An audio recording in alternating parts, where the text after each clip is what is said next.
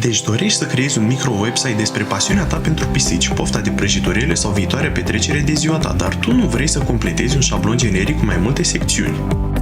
Tu pur și simplu dorești să tragi și să pui conținutul, ideile care ies din mintea ta, să creezi niște linkuri pentru a spune o poveste și a lăsa vizitatorii să se bucure de creația ta freestyle. Introdu azi.me. Cel mai tare mod de a crea micro-website-uri într-o clipă. Fiecare pagină este un pătrat simplu. Puteți adăuga cât mai multe pagini după cum doriți. Fiecare pagină poate afișa mai multe piese de conținut, imagini, text, video, sunete, hărți și multe alte pluginuri. Creați legături între pagini sau alte site-uri, ca și cum ați utiliza un marker fluo, prin intermediul funcției Magic Touch.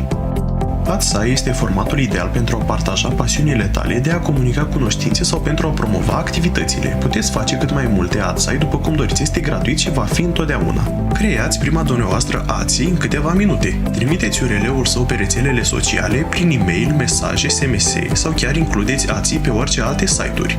Fii creativ acum, intră acum pe azi.me.